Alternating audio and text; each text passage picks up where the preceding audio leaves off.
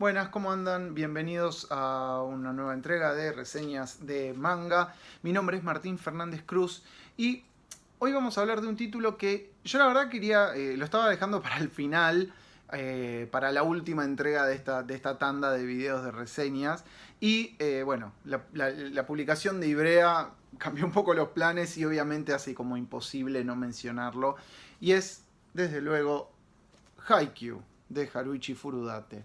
Me van a perdonar, me voy a poner un poco autorreferencial, pero para mí Haikyuu desde el momento en el que lo conocí fue una historieta que tuvo un significado muy importante, que tuvo un peso muy importante y que me parece que de alguna manera sirve para entender un poco el fenómeno de lo que significa leer manga en Argentina y probablemente en otros lugares del mundo. Quizás a excepción de Japón, irónicamente. Por eso nada, espero no aburrirlos, pero brevemente contarles un poco de cómo fue que yo llegué a Haikyuu. Hace 3 años exactamente, en mayo del 2018, tengo la posibilidad de viajar a Estados Unidos y en un local me compro esta revista. Un hábito un poco de viejo, ¿no? Esto de ver revistas y de querer el fetiche del papel. Bueno, compro esta Otaku USA, con una tapa de Sakura y demás.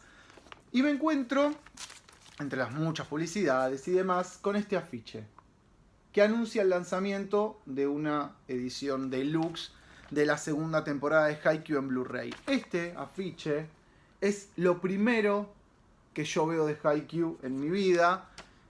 Uno se acuerda, cuando un título es significativo para uno se acuerda cuál fue el primer contacto, ¿no? Que tuvo. Yo me acuerdo la primera vez que vi Akira, me acuerdo la primera vez que vi Dragon Ball, me acuerdo la primera vez que leí una historieta de Batman y que realmente tuvo como un peso, como algo de impacto, lo mismo con el Eternauta, con el corto maltés.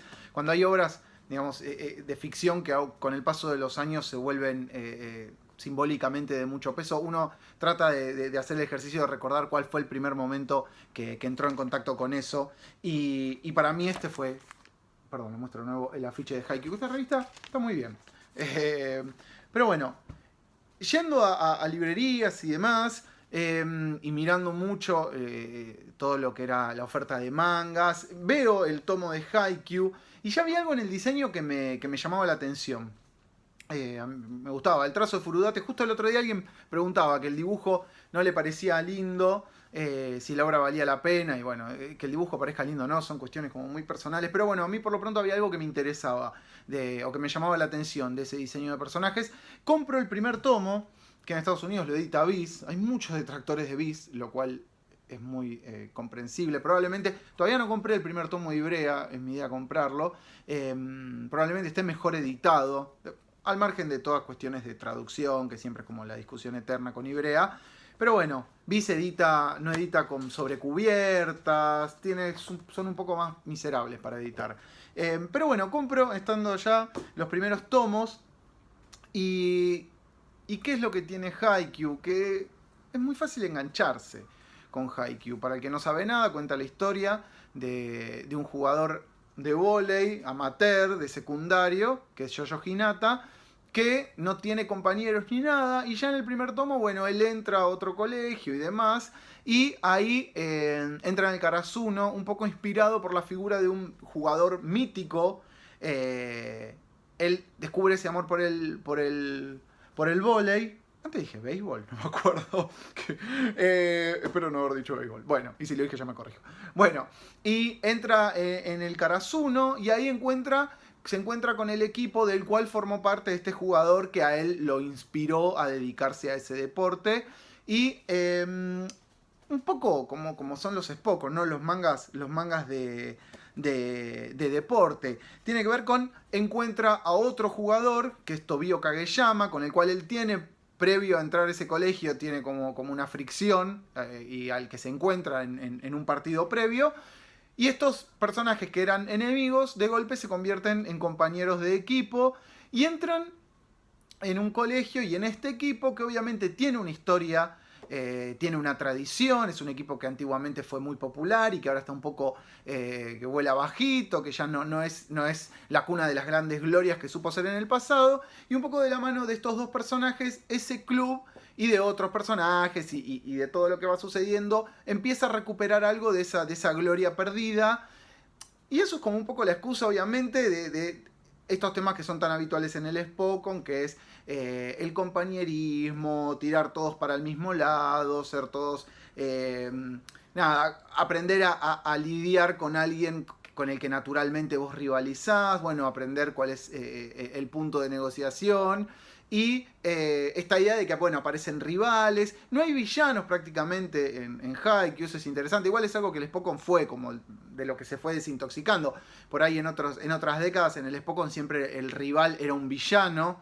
Era un personaje que por su naturaleza de opuesto, uno como lector tendía a no empatizar. Pero bueno, obviamente Slam Dunk, ni hablar de Tsubasa y varios Spokon más, cambiaron un poco esta lógica y no siempre el jugador que está en un equipo opuesto tiene por qué ser el villano. Pero lo que tiene Haikyuu es, y con esto me pongo un poco autorreferencial, en Haikyuu hay como una idea de equipo y hay como... A mí me pasó de empezar a encontrar gente que sentía por Haikyuu como el mismo flechazo que sentí yo. De esta idea de meterse apenas en una historia, en un manga o en un anime. El anime está en Crunchyroll y mucha gente entró a Haikyuu a través del anime. Y empezar a encontrar como mucha gente que decididamente era fanática de Haikyuu.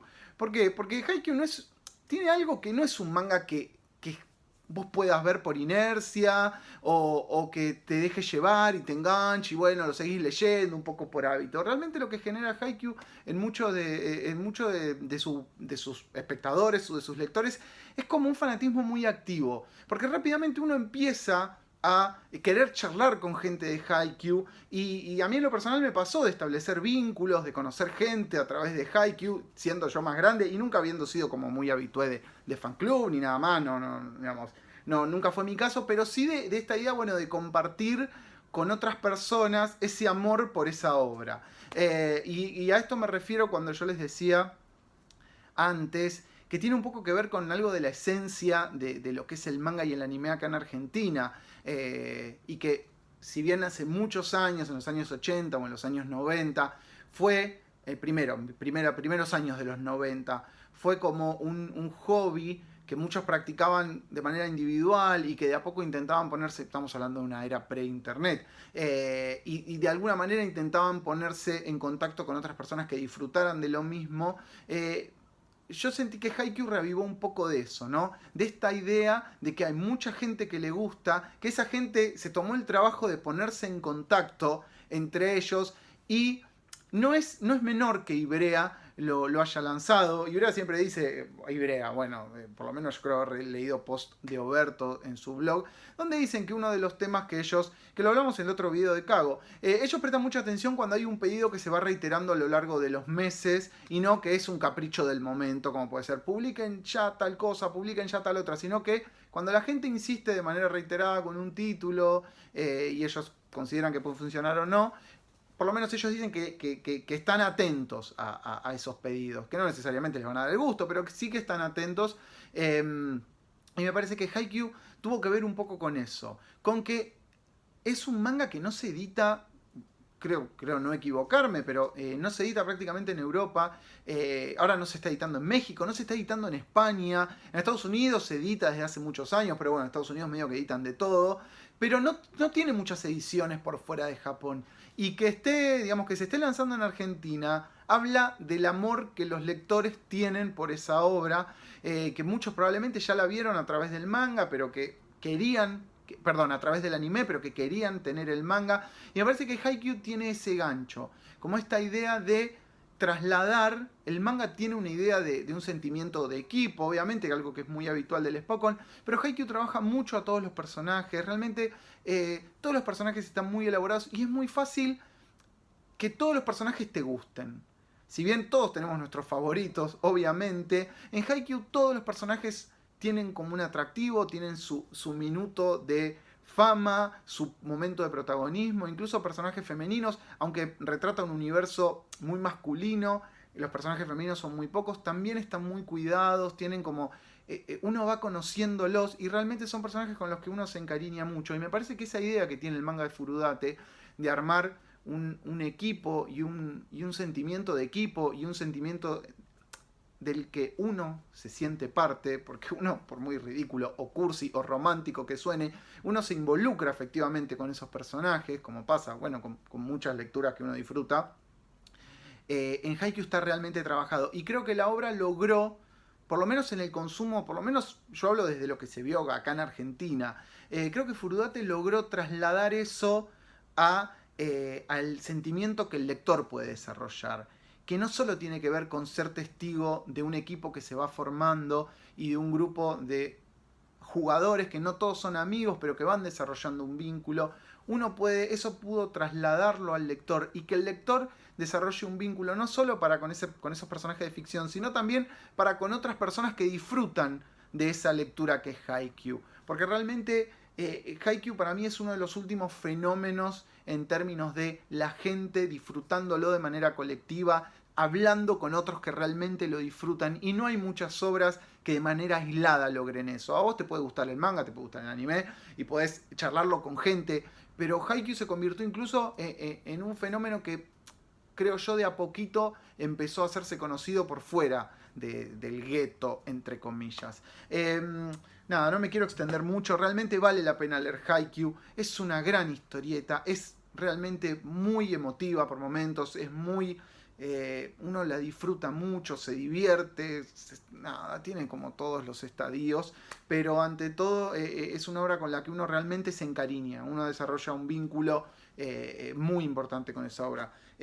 Viz sacó, yo estoy por el tomo 37, que tiene una tapa que es hermosa, este es el 40, y creo que Viz va por el 42, y creo que en septiembre ya llegaba el 45, que es el último tomo. Es una locura, 45 tomos, es mucho para un manga así de deportes, pero realmente es fascinante Haikyuu. Quizás en algún momento haga un segundo video con varias de las boludeces que tengo de Haikyuu, como estos, y libritos, y un poco de tierra, como libritos y demás. Pero bueno, eso, lean Haikyuu.